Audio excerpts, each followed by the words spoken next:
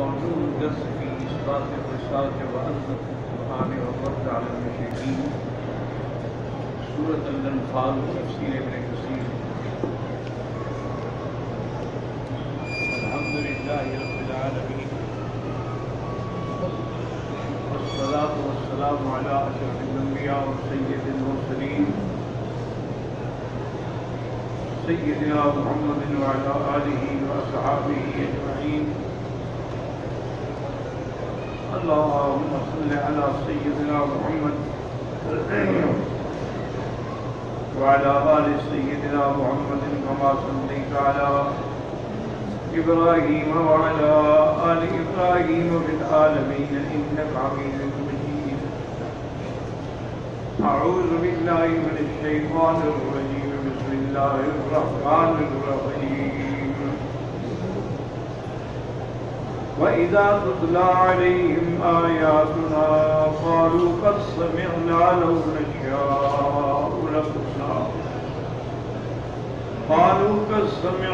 لو نشاء لقلنا مثل هذا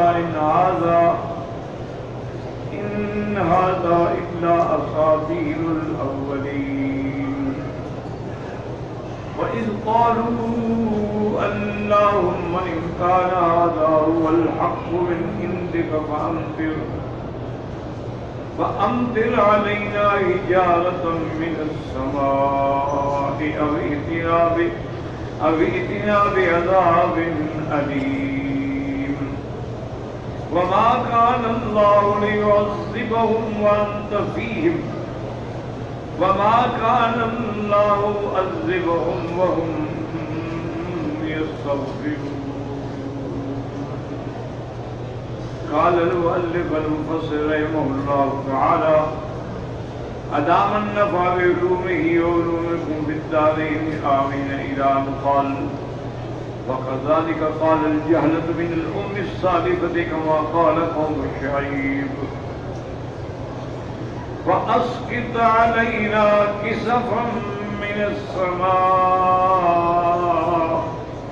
إن كنت من الصادقين. ابو فصل رحمۃ اللہ علیہ فرماتے ہیں کہ اسی طرح جاہل قومیں جو پہلے گزری ہیں وہ بھی اسی طرح کہتے تھے جیسے قریش کے جوہلا نے کہا ہے. جیسے کہ حضرت شعیب علیہ السلام کی قوم نے فرمایا تھا فَأَسْقِطْ عَلَيْنَا كِسَفًا مِّنَ السَّمَاءِ إِن كُنتَ مِنَ الصَّادِقِينَ. آپ اگر اللہ کے سچے نبی ہیں سچے رسول ہیں ہم آپ کو نہیں مانتے آپ آسمان کا ٹکڑا ہم پر گرا دیں. اسی طرح ان جاہلوں نے بھی کہا اللہم ان کان ھذا ھو الحق من عندک فامطر علینا حجارۃ من السماء او ائتنا بعذاب الیم. قال شعبۃ بن عبد الحمید صاحب الزیادی ان انس بن مالک رضی اللہ تعالی عنہ قال هو ابو جہل بن ہشام. یہ ابو جہل نے کہا تھا کہ اللہم ان کان ھذا هو الحق من عندک فامطر علینا حجارۃ من السماء او ائتنا بعذاب علیم. فنزلت وما كان الله ليعذبهم وأنت فيهم وما كان الله معذبهم وهم يستغفرون. رواه البخاري رحمه الله عن أحمد ومحمد بن نصر كلاهما عن عبيد الله بن معاذ عن أبيه عن شعبة به وأحمد وهذاه أحمد بن نصر بن عبد الوهاب قال هو الحاكم أبو أحمد والحاكم وأبو عبد الله النيسابوري والله أعلم. وقال الأعمش رجل من سعيد بن جبير عن ابن عباس رضي الله تعالى عنهما في قوله وإذ قالوا اللهم إن كان هذا هو الحق من عندك فأمطر علينا حجارة من السماء أو ائتنا بعذاب أليم. قال هو النضر بن الحارث بن کلدہ، انہوں نے کہا یہ بات جو ہے نضر بن الحارث نے کہی.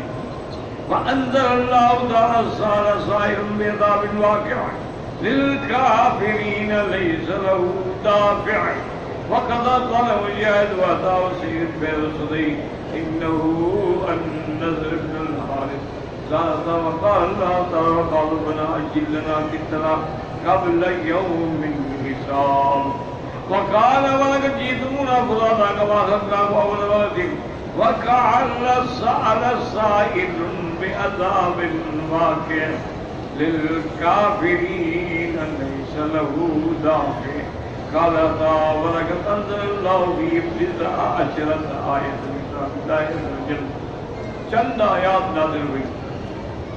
وقال ابن مرزوق حدثنا محمد بن ابراهيم قال حدثنا حسن بن احمد بن ليث قال حدثنا ابو حسان قال حدثنا ابو رميلة قال حدثنا الحسن ابن بريدة النبي قال رأيت عمرو بن العاص واقفا يوم أحد على فرس وهو يقول اللهم إن كان ما يقول محمد حقا فأقسم بي وبفرسي وقال النبي صلى الله إن كان هذا هو الحق من عندك قال ذلك صفعة هذه الأمة وجهلتها فعاد الله بعائدته ورحمته على صفات هذه الأمة وجهلتها وقوله تبارك وتعالى وما كان الله ليعذبهم وأنت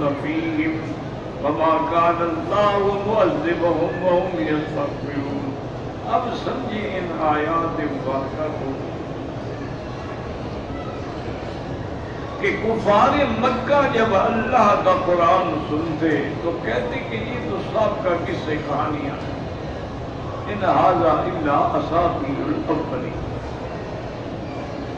یا کبھی یہ کہتے کہ معلم مجنون ایک آدمی ہے اس سے سیکھتے ہیں اور ہمیں سنا دیتے ہیں.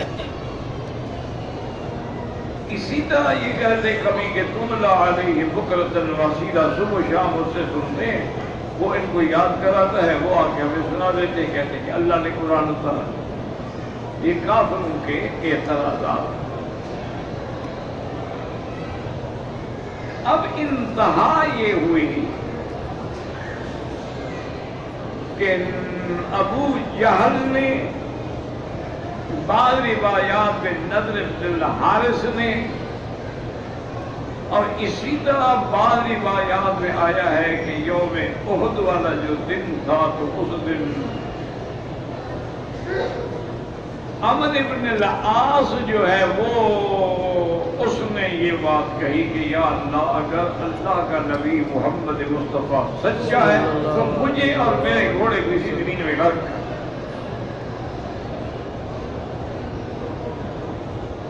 اور اسی طرح قوم شعیب نے بھی کہا تو حضرت شعیب سے کہ اگر آپ سچے ہیں اور ہم جھوٹے ہیں بس کی طرح ہی کے سفر من السماء آسمان کا ٹکڑا گرا دیں ہم.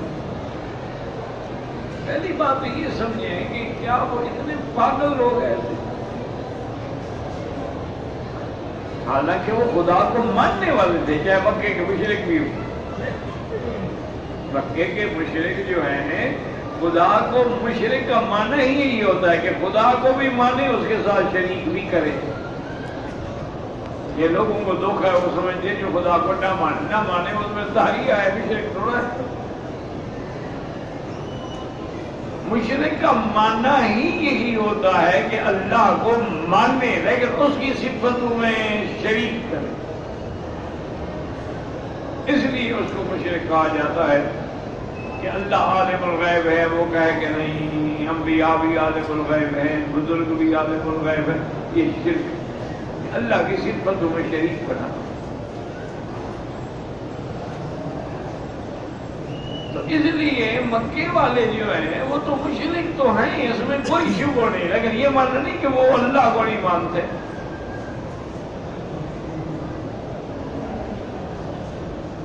بلکہ وہ تو اتنی تفصیل سے خدا کو مانتے تھے کہ قرآن میں ہے کہ اللہ نے فرمایا میرا محبوب سے پوچھو قل من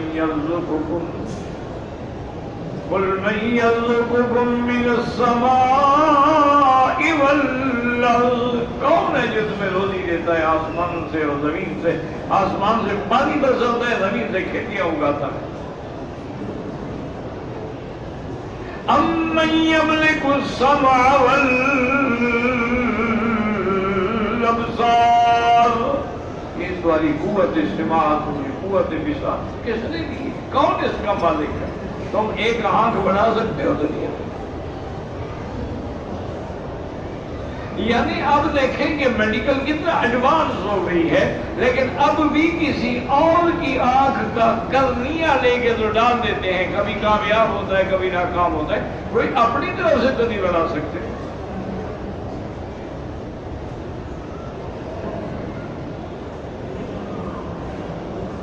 اب انہوں نے یہ تو کر لیا ہے کہ ایسے آلات ایجاد کیے ہیں کہ اگر آدمی کی قوت سماعت کمزور ہے تو اسے آلہ رکھ لیا تو سن لیا، یہ تو نہیں ہے کہ کان بنا لے لیا۔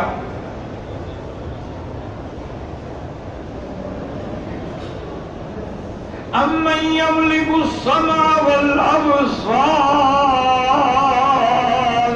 ومن یخرج الحی من المیت، وہ کون ذات ہے جو زندہ کو مردہ سے نکالتی ہے؟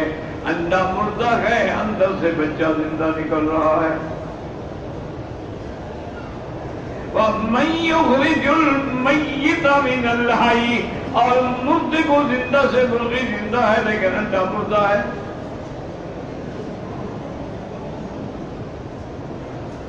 اور بعض علماء نے فرمایا کہ قرآن پاک میں جہاں جہاں زندہ کہا گیا اس سے مراد مسلمان ہے، اور جہاں جہاں مردہ کہا گیا اس سے مراد کافر ہے۔ کافر مردہ ہوتا ہے، زندہ مومن ہوتا ہے۔ تو اللہ نے فرمایا کہ من یخرج الحی، کون ہے جو مردہ کے بدن سے زندہ کو نکالے؟ کہ باپ ابو جہل ہو اور بیٹا حضرت اکرمہ رضی اللہ تعالیٰ عنہ، تو مردہ کے بدن سے کیسے نکالا؟ ولید ابن المغیرہ دشمن ہو لیکن اس کے صلب سے حضرت خالد کو پیدا کرے، جو سیف الرحمن کہلائے۔ اور اسی طرح فرمایا وَمَن يُخْرِجُ الْمَيِّتَ مِنَ الْحَيِّ، کہ اللہ تعالیٰ کسی زندہ کے بدن سے بھی مردہ پیدا کر دیتے ہیں، کہ باپ اللہ کا نبی ہے اور بیٹا کافر ہے۔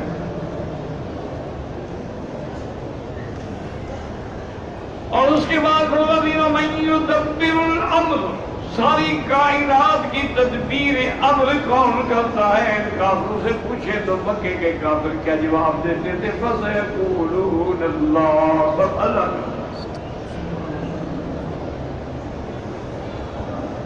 اسی طرح دوسری قرآن میں ہے، یہ قرآن ہے، نعوذ باللہ کس سے کہانیاں۔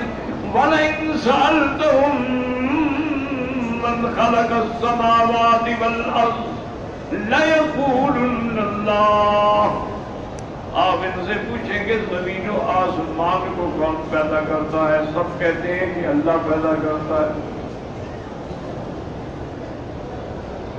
ایمان سے اللہ کے کعبے میں بیٹھے ہو، کہہ دو الحمدللہ، الحمدللہ، اللہ کا شکر ہے۔ وہاں ہم اس قابل تھے کہ اس دربار میں حاضر ہوں،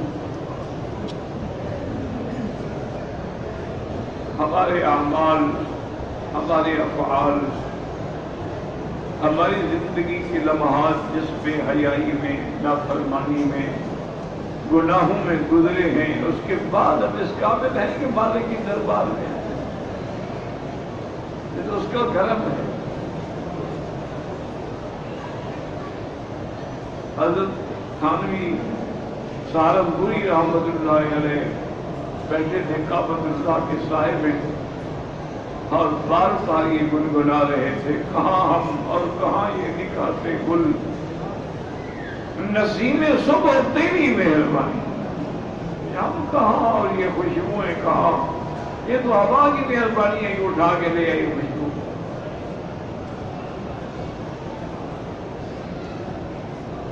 ایمان سے ٹھنڈے دل سے بغیر کسی تعصب کے بغیر کسی جلد بازی کے یہ وہابی ہے یہ نجدی ہے یہ فلانا ہے یہ مولوی مکی ہے یہ فلان ہے جن باتوں کو چھوڑیں. آپ کو بھی اللہ نے عقل دی ہے آپ کو بھی اللہ نے آنکھیں دی ہیں آپ کو بھی اللہ نے کعبہ دکھلایا ہے عمرہ کرایا ہے طواف کرایا ہے صفا دوڑائی ہے زمزم پلایا ہے. اتنی نعمتوں کے بعد ایمان سے کہیں اگر آج آپ اپنے جاہل کا موازنہ مشرکین مکہ سے کریں تو ہمارا جاہل ان سے بڑا مشرک. وہ تو کہتے تھے کہ سب کچھ کون کرتا ہے یہ تو کہتے ہیں پیر کرتا ہے. قاری عالم کا مدبر بھی ہے عبد القادر. تو کہتے ہیں سب کچھ پیران پیر کے ہاتھ میں اللہ نے سارے ان کو اختیارات دے دیے. معذون بھی ہے مختار بھی ہے قاری عالم کا مدبر بھی ہے عبد القادر اور بندہ قادر کا بھی ہے قادر عبد القادر. یہ تو ابو جہل کا عقیدہ بھی نہیں تھا. ٹھنڈے دل سے خود سوچیں گھر میں جا کے غور کریں کہ کیا جو ان کے اعتقادات تھے اور آج کے جس مسلمان کے اعتقادات ہیں نہ نماز ہے نہ روزہ ہے بس سال میں عرس شریف ہے قبریں ہیں دھمال ہے بھگڑا ہے بس اسی میں بخشے جائیں گے.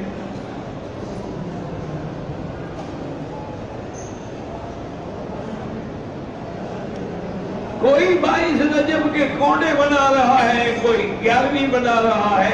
اللہ کے بندے تحقیق بھی نہیں کرتے ہیں کہ 22 رجب کو تو امام جعفر فوت ہی نہیں ہوئے تو پھر 22 رجب کو ان کے کوڑے کہاں سے آ گئے. وہ تو رمضان میں فوت ہوئے.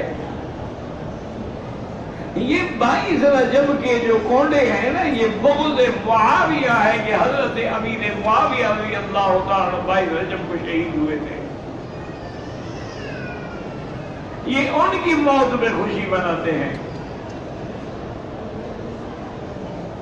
ٹھنڈے دل سے چھوڑے مولویوں کی بحثوں کو کہ مولوی مکی یہ کہتا ہے فلانا یہ کہتا ہے. اللہ نے تمہیں عقل نہیں دی ہے تمہیں زبان نہیں دی ہے تمہیں کان نہیں دیے ہیں تمہیں سوچ سمجھ نہیں دی ہے. بڑے بڑے بزنس کرتے ہو کاروبار کرتے ہو کروڑوں کے کام کرتے ہو بلڈنگیں بناتے ہو لیتے ہو سجاتے ہو سب جانتے یہ باتیں تمہیں سمجھ میں کیوں نہیں آتی ہیں. آخر بات کیا ہے؟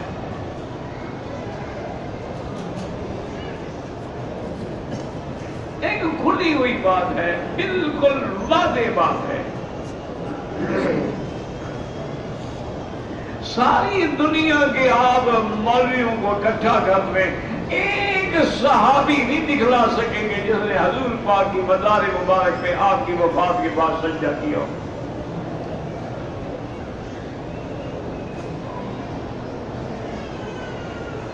صحابی نے تابعین نے مجتہدین نے محدثین فقہ کسی نے حضور کی قبر مبارک کا طواف کیا ہو.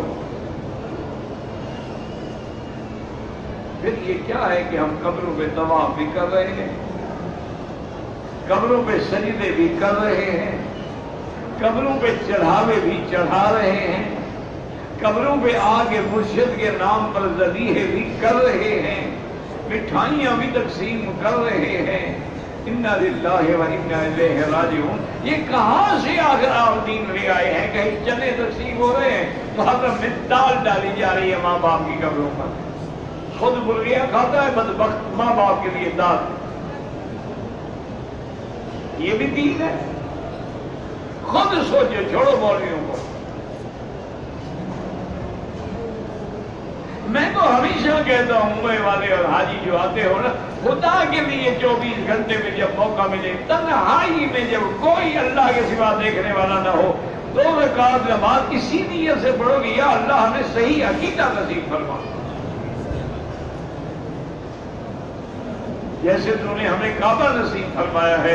یہ مولد محمد مصطفیٰ ہے یہ حضور کا کعبہ مبارکہ ہے یہ مقام بعثت ہے یہاں قرآن اترا ہے یہاں جبریل آیا ہے یہیں سے حضور نے ہجرت فرمائی ہے. اللہ ہمیں صحیح عقیدہ نصیب فرما دے جو محمد مصطفیٰ نے سمجھایا. یہ دعا کریں انشاءاللہ سینے کھل جائیں. اسی طرح مدینہ منورہ میں جائیں وہاں بھی دعا کریں کہ اللہ ہمیں حضور کے بارے میں کیا عقیدہ رکھنا چاہیے. 2 رکعت پڑھ کے اللہ سے دعا دیکھیں میرے سینے کھلتے ہیں کہ نہیں کھلتے. اب میری بات سمجھیں کہ جب آدمی کافر یہ مانتا ہے کہ خدا ہے، رازق بھی ہے، مدبر بھی ہے، تو کیا وہ پاگل ہو گیا؟ وہ کہتا ہے کہ یا اللہ اگر یہ دین سچا ہے تو ہم پہ پتھر برسا دو. ان کا دماغ خراب ہو گیا ہے، پاگل ہو گئے. لیکن آپ سے کوئی بڑا طاقتور آدمی ہو تو آپ اس کو نہیں کہیں گے کبھی کہ یار ابھی تمہیں طاقت ہے تو یہ تھپڑ مار کے دکھاؤ. کمزور سے شاید کہہ دیں لیکن طاقتور سے نہیں کہیں. تو وہ ان کا دماغ خراب ہو گیا تھا. کیا ہو گیا تھا؟ کون ایسا آدمی ہے جو کہے کہ یا اللہ پر عذاب بھی؟ رحمت تو مانگتا ہے، عذاب تو نہیں مانگتا. اس کی وجہ کیا تھی؟ اصل بات کو سمجھیں تاکہ تمہیں اللہ کا قرآن سمجھ آئے. پہلی وجہ تو ان کی یہ تھی کہ اللہ کا دین اور اللہ کی طاقت تو حق ہے لیکن حضور حق پہ نہیں ہے. یہ اللہ کے نبی نہیں ہے. اس لیے وہ ضرورت کرتے تھے کہ اگر یہ حق ہے تو میں وہ سمجھتے یہ تو حق نہیں ہے. اگر آپ کو حق مان لیتے پھر ایسی بدبخت کبھی دعا کرتے. دیکھیں نا کہ جب صلح حدیبیہ ہو رہی ہے تو حضرت علی نے لکھا من محمد رسول اللہ رب العالمین. انہوں نے کہا لا یا رسول. انہوں نے کہا حضور مت لکھے، ہمارا معاہدہ محمد ابن عبد اللہ سے ہو رہا ہے، رسول اللہ سے نہیں ہو رہا ہے. اگر ہم آپ کو اللہ کا رسول مانتے تو پھر روکتے کیوں؟ تو یہاں بھی وہی بات سمجھیں کہ اگر اللہ کے نبی کو نبی مانتے، قرآن کو وحی مانتے، کبھی بدبخت نہ کہتے کہ ہم سے آسمانوں پہ بارش کرتے.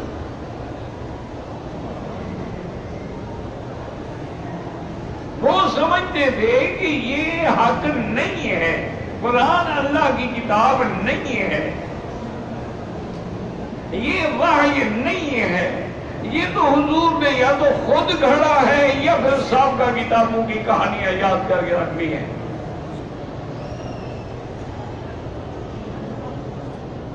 اسی لیے ابو جہل بدبخت جب مقام بدر کے لیے جا رہے تھے جنگ لڑنے کے لیے تو کعبے میں آگے طواف کیا. طواف کرنے کے بعد ملتزم پہ آیا اور کہنے لگا کہ یا اللہ کل ہمارا بدر میں ٹکراؤ ہوگا، ہم دو میں سے جو حق پہ ہے اس کو فتح دیں، جو باطل پہ اس کو برباد کر دیں. تو اگر اپنے آپ کو باطل سمجھتا تو کبھی یہ دعا کرتا. یہی وجہ ہے کہ کافر ایسی باتیں کہتے ہیں. حق سمجھ کے پھر کوئی نہیں کہتا.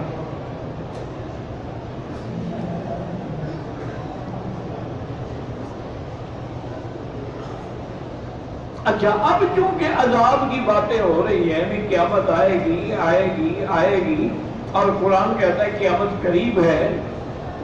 وَمَا يُدْرِكَ لَعَلَّ السَّاعَةَ تَكُونُ قَرِيبًا. اور پھر حضور فرما رہے بُعِثْتُ أَنَا وَالسَّاعَةُ كَهَاتَيْنِ کہ میرا اور قیامت کے بعد ایسے ہی معاملہ ہے جیسے دو انگلیاں ملی ہوئی ہیں، بس میرے بعد قیامت ہے. کیونکہ اور تو کوئی نبی نہیں آئے گا، میں خاتم النبیین ہوں. اب قیامت جب قرآن کہتا ہے قریب ہے، حضور فرماتے ہیں ایسے میری بعثت سے ندی ہوئی ہے اور 1400 سال گزر گئے، قیامت نہیں آئی، عذاب نہیں آیا. اس لیے وہ کہتے تھے کہ جی کہاں ہے وہ قیامت. اسی لیے ان کو دھوکہ پڑا ہوا تھا. سال صائر بعذاب واقع للکافرین لیس له دافع من اللہ ذی المعارج. پوچھتے ہیں کب عذاب ہوگا؟ اب بات سمجھیں کہ ان کے نزدیک نہ تو ان کا قیامت پر ایمان تھا اور نہ ان کا محمد مصطفیٰ صلی اللہ علیہ وسلم کی رسالت اور نبوت میں ایمان تھا اور نہ ان کا اللہ کے قرآن کو وحی سمجھتے ہوئے ایمان تھا۔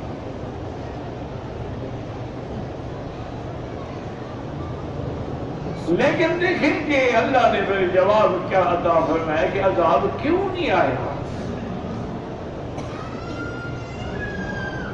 اللہ اکبر۔ وَمَا كَانَ اللَّهُ لِيُعَذِّبَهُمْ وَأَنْتَ فِيهِمْ۔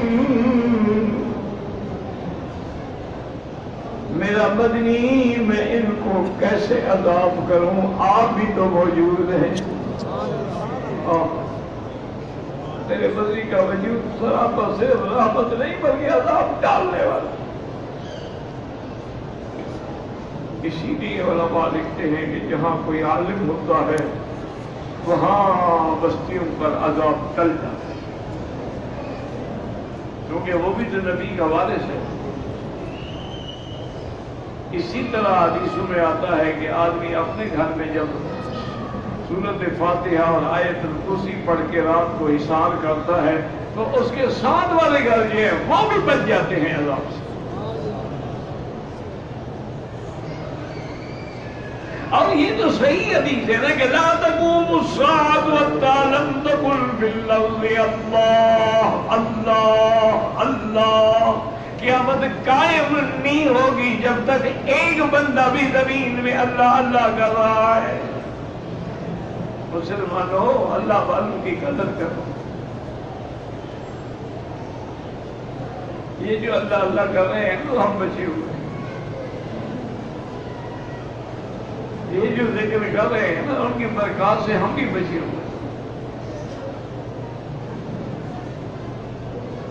اللہ اکبر۔ حضرت خلیفہ صاحب غلام محمد رحمۃ اللہ علیہ دین پر کے جو بہت بڑے بزرگ بھی تھے اور بہت بڑے مجاہد بھی تھے جن نے انگریزوں کے خلاف جنگیں لڑی،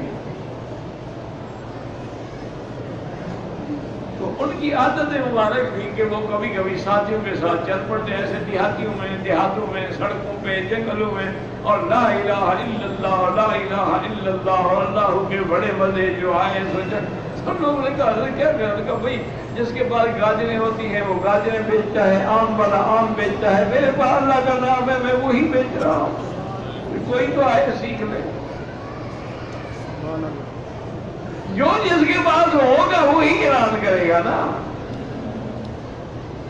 بریلوی حضرات کے بہت بڑے پیر گزرے ہیں، حضرت خواجہ غلام فرید رحمۃ اللہ علیہ، وہ قریجہ خاندان کے تھے، کوٹ مٹھن میں ان کا قبر ہے، تو وہ اپنی زندگی میں فرماتے تھے کہ فرید بڑا بدقسمت ہے، ایک تو آج تک مجھ سے کوئی اللہ اللہ سیکھنے نہیں آیا، جو بھی آیا خط لکھ دو، بادشاہ کو سفارش کر دو، کسی حاکم کو سفارش کر دو، اللہ کا دین سیکھنے نہیں آیا۔ مجھے یہ افسوس ہے میں کس کو سکھاؤں۔ اور دوسرا فرماتے تھے کہ ایسے سائل تو میرے پاس بڑے آئے ہیں، 2000 قرضہ ہے، 5000 قرضہ ہے، کوئی لاکھ مانگنے نہیں آیا۔ یہ مجھے تو افسوس ہے کہ مانگتا مجھے بھی دیتے ہوئے مزہ آتا، اس کو بھی لیتے ہوئے مزہ آتا، کیا 2000 روپے 1000 روپے 4000 کیا ہو جائے گا، یہ تو بھیک مانگنے والی بات نہیں تھا۔ اس لیے حضرت فرماتے تھے بھائی میرے پاس کیونکہ اللہ اللہ ہے تو اسی کا میں ہوکا لگاتا ہوں، نعرہ لگاتا ہوں، کوئی آج ایسے سیکھ نہیں ہے۔ تو یہ اللہ والوں کی قدر کیا کرو۔ یہ جہاں بھی ہیں، کسی بھی جماعت میں ہیں، کہیں قرآن پڑھا رہے ہیں، کہیں تبلیغ ہو رہی ہے، کہیں تدریس ہو رہی ہے، کہیں تحفیظ ہو رہی ہے، کہیں قرآن کی یہ لوگ بہت اللہ کی بڑی رحمت ان کی وجہ سے ہم عذابوں سے بچے ہوئے۔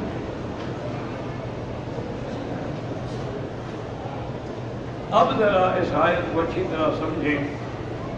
وَمَا كَانَ اللَّهُ لِيُعَذِّبَهُمْ وَأَنْتَ فِيهِمْ۔ ایک وجہ تو یہ ہے کہ میرے محبوب جب آپ ہیں تو ہمیں عذاب کیسے کریں۔ اور دوسری وجہ اللہ نے فرمائی کہ ہم ان پہ کیسے عذاب کریں جو استغفار کر رہے ہیں، جو معافی مانگ رہے ہیں۔ کیوں کافر بھی دعا کرتے نا تو کہتے تھے غفرانک غفرانک غفرانک لبیک اللہم لبیک، بھائی یہ بھی تو استغفار کر رہے ہیں نا۔ ایک ترجمہ تو یہ ہے کہ جب تک حضور مکہ مکرمہ میں رہے پھر ان پہ عذاب نہیں آیا، اور جب حضور مکہ مکرمہ سے تشریف لے گئے تو پھر ان پہ عذاب آیا۔ اور وہ عذاب کیا تھا؟ ایک عذاب تو یہ تھا کہ قحط پڑا، بالکل مکے میں کھانے کو کچھ بھی نہیں ملتا تھا، حتیٰ کہ قریش کے بڑے بڑے لوگ جو ہے پرانے چمڑے جو ہیں ان کو ابال ابال کے پیتے تھے۔ ایک عذاب تو قحط کا پڑا، اور دوسرا عذاب پھر ان کے لیے یوم بدر بن گیا کہ 1000 آدمی یہاں سے سب سج کے سور کے تیار ہو کے نکلا، اور وہاں کتے کی موت مارے گئے ابو جہل اینڈ کمپنی، اور قید ہوئے، مارے گئے، حق واضح ہو گیا، باطل مٹ گیا، شکست کھا کے مکے لوٹے، کیونکہ حضور نہیں تھے نا مکے میں، عذاب آ گیا۔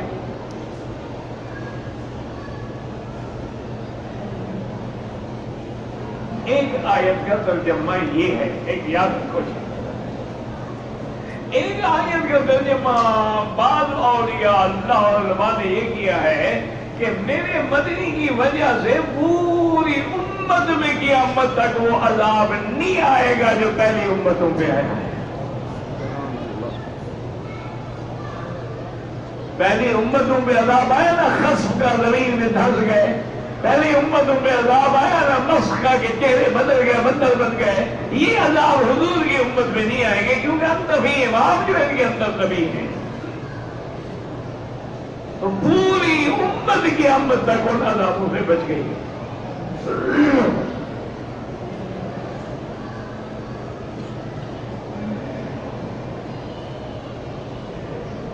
اور اسی طرح بعض لوگ جو ہیں جن کے افکار اور عقیدے غلط ہوتے ہیں نا، وہ پھر اللہ کے قرآن میں تعویل کرتے ہیں، وہ کہتے ہیں دیکھو جی اللہ فرماتا ہے وما کان اللہ لیعذبہم وانت فیہم، اللہ ان میں کیسے تھا آپ جو ہیں، وہ کہتے ہیں کہ مطلب ہے حضور ہر جگہ ہیں، حاضر ناظر ہیں۔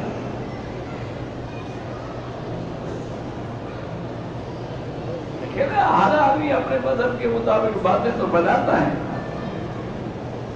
چاہے قیامت میں پکڑا جائے، لیکن دنیا میں تو دھوکے دیتا ہے۔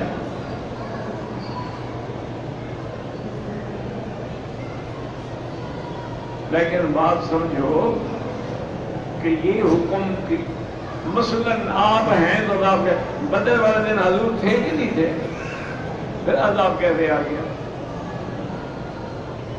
اللہ نے فرمایا آپ ہیں تو ہم ان پر عذاب نہیں کرتے، بدر میں حضور موجود کرے ہیں تو ان پہ عذاب ہو گیا ہے۔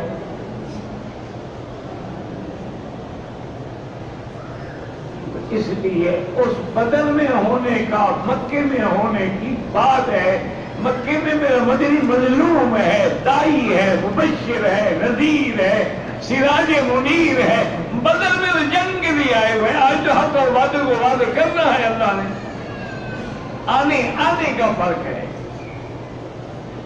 بات کو سمجھا کریں، اللہ پاک سمجھ کی توفیق عطا فرمائے۔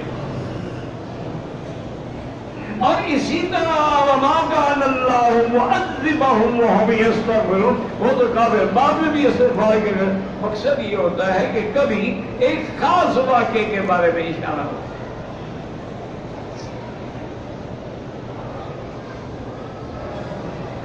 اچھا جو یہ کہتے ہیں نا کہ ہر جگہ حاضر ناظر ہے اس لیے عذاب نہیں آتا، وہ یہ بھی کہتے ہیں کہ ہر قبر میں حضور کو لایا جاتا ہے، پھر تو کسی قبر میں عذاب نہ آئے۔ بھئی جب ہر قبر میں حضور آتے ہیں، چاہے وہ کافر کی قبر ہو یا مسلمان کی، پھر تو کسی کو عذاب نہ ہوگا۔ اس لیے قرآن کو بدلا نہ کرے، قرآن کو قرآن کے سیاق و سباق سے دیکھا کرے کہ یہ آیتیں کیوں اتری، کب اتری، کہاں اتری، پھر مدرسہ میں جائے گا۔ واللہ اعلم۔